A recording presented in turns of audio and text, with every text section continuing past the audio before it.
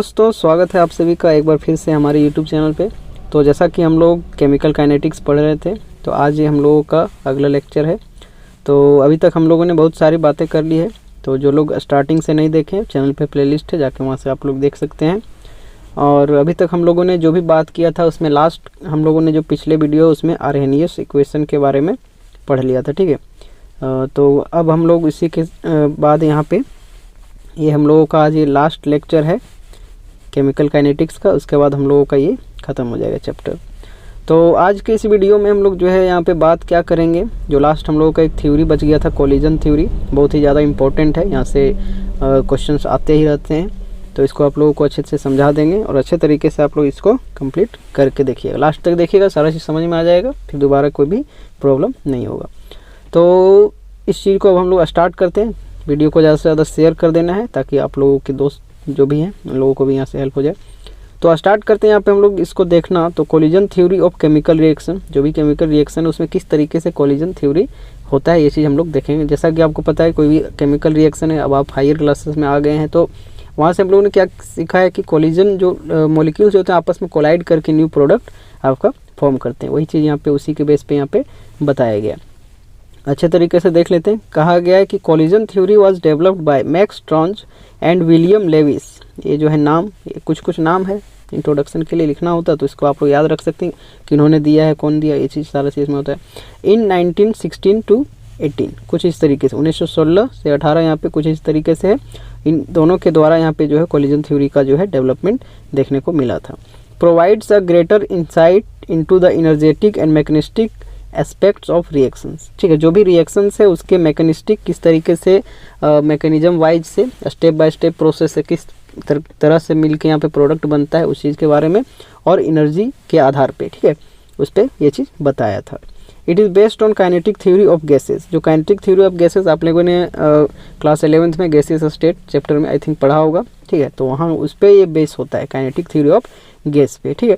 तो वही चीज़ है कि अकॉर्डिंग टू दिस थ्योरी, कौन सा थ्योरी, ये जो कोलिजन थ्योरी है, उसके अनुसार कि the reactant molecules are assume to be hard sphere. इसको क्या माना गया है कि जो भी यहाँ पे मॉलिक्यूल्स होता है रिएक्टेंट का, उसको हार्ड स्फीयर के रूप में माना गया है।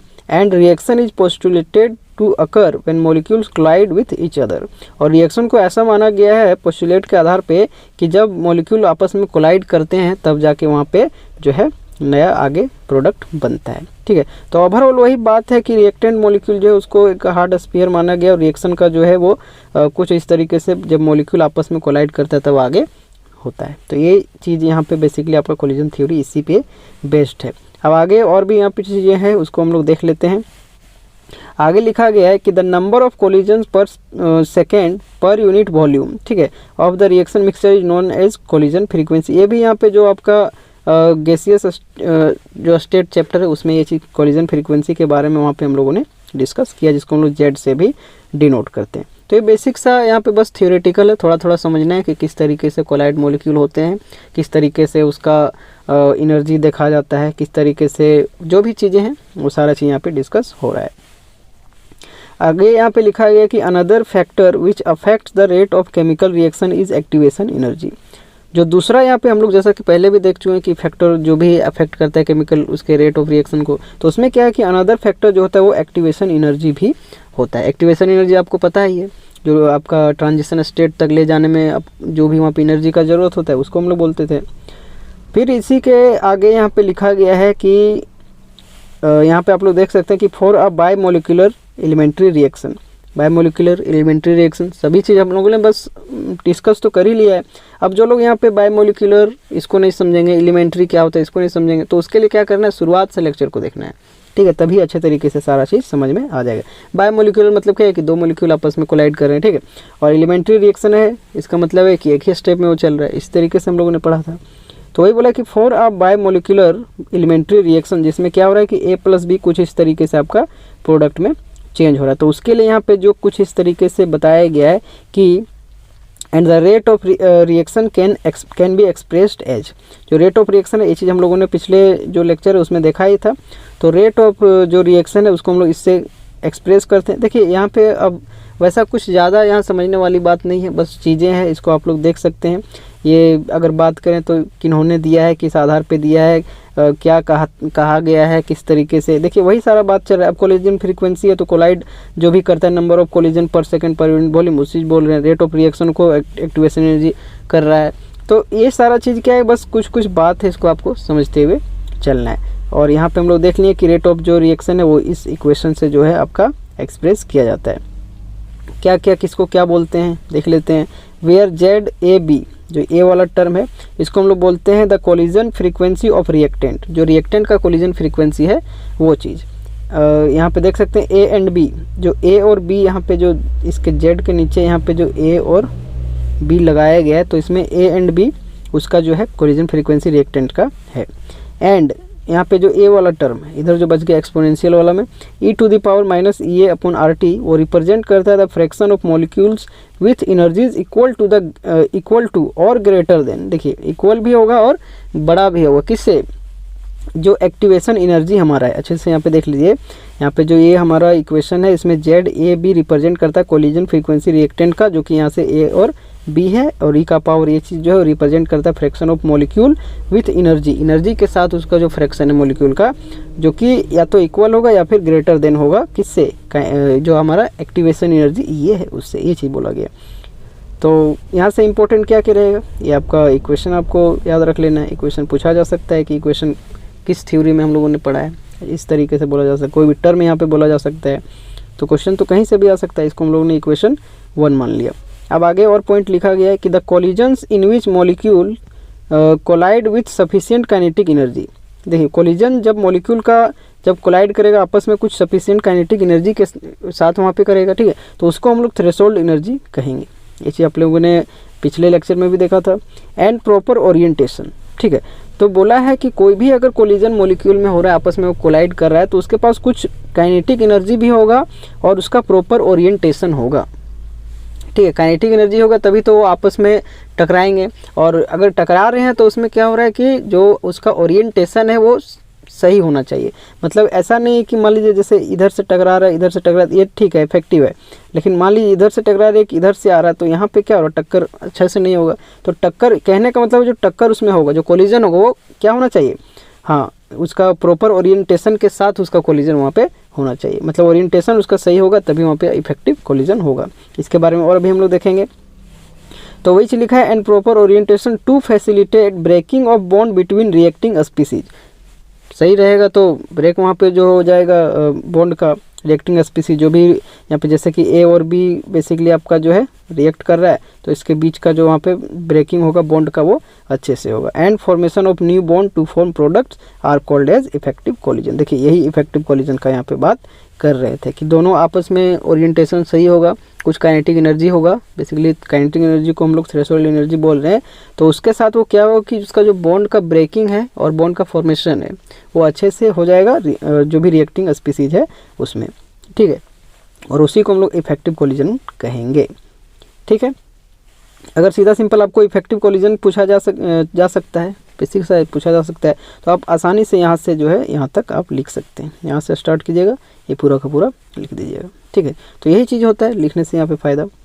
चलिए आगे और इसी चीज़ पे यहाँ पे लिखा गया है कि अगला point, the proper orientation of reactant molecules lead to bond formation whereas improper orientation make them simply bounce back and no product are form. देखिए कितना अच्छा बात लिख दिया कि जो भी यदि आपका प्रॉपर ओरिएंटेशन होता है तब मॉलिक्यूल का जो बॉन्ड फॉर्मेशन वहाँ पे होगा वो होगा, जाहिर सी बात है, प्रॉपर ओरिएंटेशन रहेगा तो आपस में वो टकराएंगे और यहाँ पे बॉन्ड फॉर्मेशन कर लेंगे।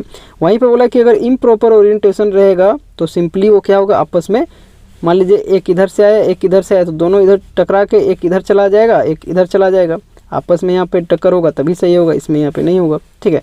तो वही बोला कि यदि आपका प्रॉपर ओरिएंटेशन के साथ होता है तब आपका जो बॉन्ड फॉर्मेशन होगा, लेकिन वहीं पे अगर इम्प्रॉपर ओरिएंटेशन के साथ होगा तो सिंपली वो क्या होगा, वापस लौट के चला जाएगा, बाउंस बैक हो जाएगा, and no product are form, और वहाँ पे किसी भी तरह का प्रोडक्ट नहीं बनेगा। एग्जाम्पल के लिए देखिए आपका कुछ इस तरीके से एग्जाम्पल यहाँ पे है, जो ये रिएक्शन है इसमें देख सकते हैं CH3Br, ये यहाँ पे OH के साथ यहाँ पे रिएक्शन करके कुछ इस तरह, मतलब अल्काइल हैलाइड से यहाँ पे अल्कोहल का हो रहा है। ये चीज़ आप लोग ऑर्गेनिक में जब पढ़ाएंगे तो वहाँ पे अच्छे तरीके से समझ में आएगा। बाकी अभी सिंपल सा याद रख लीजिए कि एक यहाँ पे एग्जाम्पल में इस रिएक्शन की हम लोग यहाँ पे बात कर रहे हैं। अब इस रिएक्शन में यहाँ पे क्या है, देखिए दो तरीका बताएं, एक आपका इम्प्रॉपर ओरिएंटेशन बताएं, एक प्रॉपर ओरिएंटेशन बताएं। तो प्रोडक्ट हमारा कब बनेगा, जब प्रॉपर ओरिएंटेशन होगा तो प्रोडक्ट बन जाएगा, लेकिन जब इम्प्रॉपर रहेगा तो वहाँ पे किसी भी तरह का कोई भी प्रोडक्ट नहीं बनेगा। तो देखिए कितने अच्छे तरीके से यहाँ पे समझाया गया है।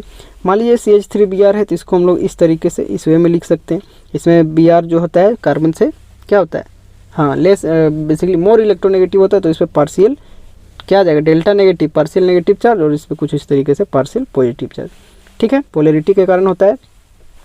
अब यहाँ पे क्या हो रहा है कि ये जो है कुछ इस तरीके से OH के साथ यहाँ पे रिएक्शन कर रहा है। तो अगर इम्प्रॉपर ओरिएंटेशन होगा, इन दोनों का ओरिएंटेशन सही नहीं होगा, जैसे कि यहाँ पे दिखा भी दिया गया है, मान लीजिए इसी तरीके से यहाँ पे दिखाया है, तो इसमें क्या हो रहा है, इसका नेगेटिव चार्ज इसका नेगेटिव चार्ज दोनों आपस में मिलकर रिपेल कर रहे हैं, तो जिसके कारण वहाँ पे उसका जो ओरिएंटेशन वो प्रॉपर नहीं हो पाया, दोनों आपस में क्या होगा, रिपेल कर जाएगा, तो बाउंस बैक हो जाएगा वहाँ पे, इसलिए कोई प्रोडक्ट यहाँ पे नहीं बनेगा। लेकिन यदि यहाँ पे अगर दूसरा यहाँ पे हम लोग देखें, जो दूसरा प्रॉपर ओरिएंटेशन का यदि हम लोग यहाँ पे बात करें, तो प्रॉपर ओरिएंटेशन में क्या है, इस मॉलिक्यूल को हम लोग क्या किए, रीअरेंज कर दिए कुछ इस तरीके से, और इधर से जैसा कि आपको पता है कि यहाँ पे हमारा OH माइनस जो है पीछे से अटैक करेगा और कुछ इस तरीके से हमारा ये फॉर्मेशन करेगा। ठीक है, तो ये हम लोगों ने पढ़ा भी था, जो ये चीज़ हम लोगों ने वहाँ पे रिएक्शन का टाइप देखा था, SN1 SN2 के आधार पे वहाँ पे हम बताए थे।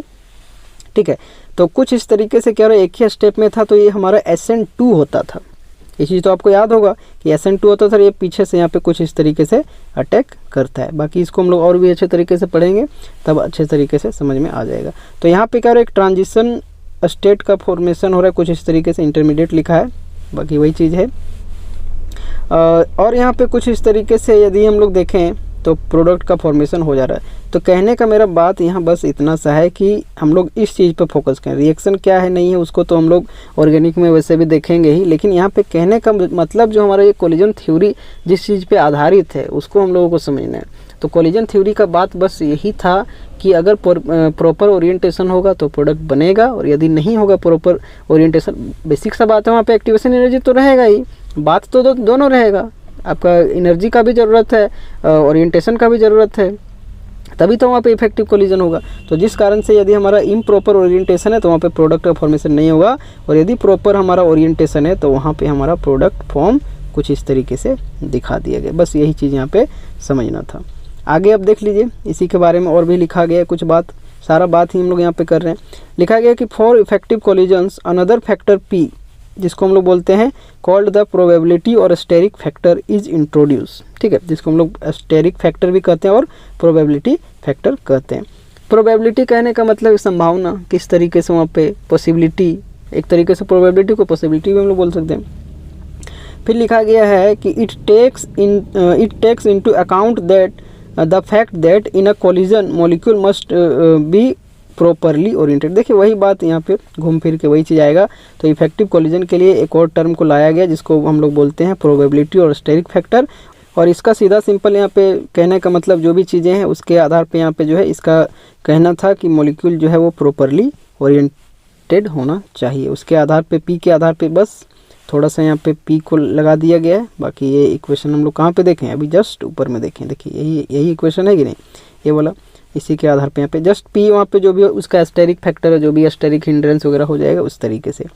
अब देखिए लास्ट यहाँ पे जो इसमें लिखा गया है कि दस इन कोलिजन थ्योरी, जो मेन इसका जो निचोड़ यहाँ पे हम लोग जितना पढ़े उसके आधार पे यहाँ पे जो भी इसका समराइज हम लोग यदि करें, जो समरी हम लोग का निकल के आया, तो उसमें क्या लिखा गया कि thus in collision theory activation energy and proper orientation of the molecules together determine the criteria for an effective collision. मतलब कोलिजन थ्योरी जो है एक्टिवेशन एनर्जी और प्रॉपर ओरिएंटेशन दोनों को मिला के जो है यहाँ पे डिटरमाइन करने के लिए बताता है इफेक्टिव कोलिजन किस तरीके से हो रहा है या फिर इफेक्टिव कोलिजन हो रहा है। ठीक है, बस यही बात है, कोलिजन थ्योरी जस्ट इसी पे है, एक्टिवेशन एनर्जी और proper orientation of molecule together. ठीक है, अब यहाँ पे इसका एक ड्रॉबैक भी था, तो इसको ध्यान में रखिए, ड्रॉबैक को भी पढ़ लेते हैं हम लोग, थोड़ा सा ज़रूरी होता है किसी भी चीज़ के बारे में। यदि हम लोग अच्छाइयाँ अगर देखते हैं तो उसका बुराइयाँ भी हमको देखा जाना चाहिए वहाँ से, क्या। ठीक है, तो वही चीज़ देखते हैं। बोला गया है कि इट कंसीडर्स एटम और मॉलिक्यूल्स, ठीक है, to be hard sphere and ignore their structural aspect. मतलब इसका ड्रॉबैक यही था इस थ्योरी में, क्योंकि हम लोग स्टार्टिंग में ही देखें कि इस थ्योरी में क्या हुआ था कि मॉलिक्यूल को जो है हार्ड स्फीयर मान लिया गया था, लेकिन यहाँ पे कुछ चीज़ें होते हैं जिसके स्ट्रक्चरल एस्पेक्ट को उसमें नहीं बताया गया। मतलब किस तरीके से, ऐसा थोड़े कि हर मॉलिक्यूल ले रहे तो सभी स्फेरिकल ही उसको मान रहे हैं, तो उसका कोई ज़रूरी नहीं है, उसका और भी जो स्ट्रक्चरल एस्पेक्ट है वो कहीं ना कहीं चेंज हो जाता है। तो जिस कारण से ये जो यहाँ पे इसका ड्रॉबैक बताया गया कि उसमें जो है सिर्फ हार्ड स्फीयर को कंसिडर किया, लेकिन यहाँ पे उसका जो स्ट्रक्चरल एस्पेक्ट है उसको उन्होंने नेगलेक्ट कर दिया या फिर इग्नोर कर दिया। तो ये इसका यहाँ पे ड्रॉबैक था। तो इसी के साथ बहुत ही खुशी के साथ बोलना पड़ रहा है कि यहाँ पे हम लोगों का ये जो चैप्टर है केमिकल काइनेटिक, उसको हम लोगों ने अच्छे तरीके से कंप्लीट कर लिया है। तो इसके बाद यहाँ पे थोड़ा कुछ इन्फॉर्मेशन है, इसको हम लोग देखते हैं। तो जैसा कि हम लोगों ने स्टार्टिंग किया था फिजिकल केमिस्ट्री कुछ इस तरीके से, जिसमें हम लोगों का यहाँ पे कितना चैप्टर था, 3 चैप्टर था, जो कि हमारा था सॉल्यूशन, जो कि 7 मार्क्स का था और अच्छे तरीके से कंप्लीट हो गया एकदम डिटेल वे में, कहीं भी किसी भी तरीका को दिक्कत नहीं है। थोड़ा बहुत क्वेश्चन प्रैक्टिस देखा जा सकता है। अगला इलेक्ट्रोकेमिस्ट्री 9 मार्क्स का अच्छे तरीके से एकदम डिटेल वे में कराया गया है। जो भी लोग अच्छे से अगर यदि इसको फॉलो किए होंगे तो उसको बहुत ही अच्छा मज़ा आने वाला है। ठीक है, सीखने के साथ साथ एग्जामिनेशन में भी अच्छा हो जाएगा। ठीक है, और फिर अगला यहाँ पे चैप्टर केमिकल काइनेटिक्स 7 मार्क्स का, इसको भी हम लोगों ने अब आज ख़त्म ही कर दिया। तो ओवरऑल यदि हम लोग देखें हमारा फिजिकल केमिस्ट्री अच्छे तरीके से हम लोगों ने ख़त्म कर दिया। और फिजिकल केमिस्ट्री सीधा सिंपल यदि देखते हैं तो 7 + 9 16 और 16 और 7 मतलब कुछ इस तरीके से 23 मार्क्स तक अभी तक हम लोगों ने इतना में ही कर लिया है। यदि इतना यदि फॉलो करते हैं तो आपका 23 मार्क्स सिर्फ यहीं से आएगा। मान लीजिए 23 और प्लस में यदि आपका जो भी आपका प्रैक्टिकल वगैरह जुड़ता है या फिर जिस तरीके से आपका होता है प्रैक्टिकल तो जुड़ता ही है, 30 इसमें यदि जोड़ दें तो 30 और यहाँ पे कुछ इस तरीके से 23, आपका 53 यहीं से हो जा रहा है। यदि कोई इतना भी कर लेता है तो उसका 53 मार्क्स तो ऐसे ही रखा गया। बाकी इसमें 30 में 30 तो आप लोग समझ ही रहे हैं मुश्किल है, बट 28 तक मान के चल सकते हैं। तो ये बाकी अभी और भी हम लोग डिस्कस करेंगे, ऐसा नहीं है कि सिर्फ फिजिकल केमिस्ट्री कर लिए तो बस हम लोगों का काम हो गया। तो फिजिकल केमिस्ट्री कहने का मतलब मेरा है कि इसको अच्छे तरीके से अब हम लोगों ने जो है कंप्लीट कर लिया है, जो कि 23 मार्क्स का है। तो इसको आप लोग ध्यान से देखिए, अच्छी बात है, एक बार रिवाइज़ कीजिए, बार बार चीज़ों को देखिए, समझ में आएगा। अब जो आगे का बात है, जैसे कि यहाँ पे इनऑर्गेनिक केमिस्ट्री है, इनऑर्गेनिक केमिस्ट्री में इस बार जो हम लोगों का है, पहले के टाइम में तो और भी चैप्टर्स रहते थे, ठीक है, बाकी अभी का जो आपका करंट चल रहा है उसके आधार पे यहाँ पे इसमें हम लोग D and F block element जो कि 7 मार्क्स का है, इसको देखेंगे। कोऑर्डिनेशन केमिस्ट्री बहुत ही इंपॉर्टेंट चैप्टर भी है, इसमें 7 मार्क्स, इसको हम लोग देखेंगे। तो ओवरऑल अभी जो है अगला जो हम लोग का लेक्चर स्टार्ट होगा वो D and F block element से स्टार्ट होगा, और यहाँ पे इनऑर्गेनिक जो है 14 मार्क्स का है, इसको भी अच्छे तरीके से कंप्लीट करेंगे। और थोड़ा जल्दी जल्दी लाने की कोशिश मेरा भी रहेगा, ठीक है, उसके लिए आप लोग घबराइएगा नहीं, हो जाएगा। आगे यहाँ पे देख सकते हैं अगला जो यहाँ पे ऑर्गेनिक केमिस्ट्री, ठीक है। अब बात आ जाता है ऑर्गेनिक केमिस्ट्री का। तो ऑर्गेनिक केमिस्ट्री का नाम तो नहीं लिखे हैं चैप्टर्स का, लेकिन टोटल यहाँ पे जो है 5 चैप्टर्स है, और सबसे बड़ा नंबर यहाँ पे देखने को मिल रहा है आपका, देख सकते हैं 33 मार्क्स का यहाँ पे पूछा जाएगा, ठीक है। तो ओवरऑल यहाँ पे जो है 70 मार्क्स का ये चलेगा, जैसा कि आप लोगों का एग्जामिनेशन का भी शेड्यूल पता चला है, मार्च तक यहाँ पे आपको देखने को मिल रहा है। तो इसके लिए निश्चिंत रहिए, कोशिश रहेगा पूरा भरपूर आप लोगों की हेल्प करने का। बाकी और भी जो चीज़ें हैं इसको आप लोगों का बस सपोर्ट रहेगा तो हम अच्छे तरीके से सारा चीज़ यहीं पे कवर करेंगे। तो यहाँ पे अगर बात किया जाए तो ये हम लोग का चैप्टर तो चल रहा है, उसके साथ साथ आप लोग क्वेश्चन बैंक का सीरीज़ जो है भरपूर देखिए, वहाँ से क्वेश्चन प्रैक्टिस होगा, तो इसके लिए आप आसानी से वहाँ से फॉलो कर सकते हैं। बाकी चैप्टर्स तो हम लोगों ने यहाँ पे बता दिया, थोड़ा सा यहाँ पे डिस्कस कर ले रहे हैं, आज थोड़ा डिस्कस करना ज़रूरी हो जाता है क्योंकि बार बार इन चीज़ों को डिस्कस नहीं किया जा सकता है, तो इसलिए आज हम देख लेते हैं थोड़ा एक बार। और यहाँ पे PYQ का जो है यहाँ पे प्रीवियस ईयर का बेसिकली आपको वो भी प्लेलिस्ट मिल जाएगा, तो करंट में है, आप जो भी जितना भी 5 साल का बेसिकली आप अभी तक जो है अवेलेबल है, तो सभी को देखिए, क्वेश्चन जो आपका रिलेट करता है आपके चैप्टर से उसको आप लोग देख सकते हैं, ठीक है।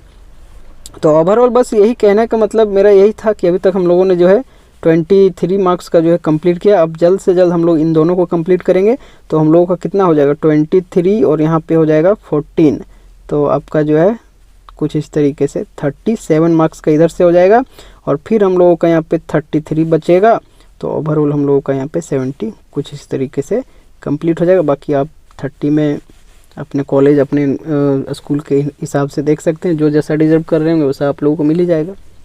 ठीक है, तो ये बात था। अब यहीं पे एक और छोटा सा बात करते हैं। तो अभी तक तो देख सकते हैं, और यदि आप लोगों को फॉलो मी ऑन इंस्टाग्राम, अगर किसी को किसी प्रकार का कोई भी मैसेज, कुछ किसी तरीके का बात करना हो तो आप यहाँ पे जो है आप लोग फॉलो इसको कर सकते हैं हमारे इंस्टाग्राम में। ठीक है, जो कि चैनल के नाम से है। तो चलिए इस चीज़ को अब ज़्यादा हम लोग लंबा नहीं ले जाते हैं।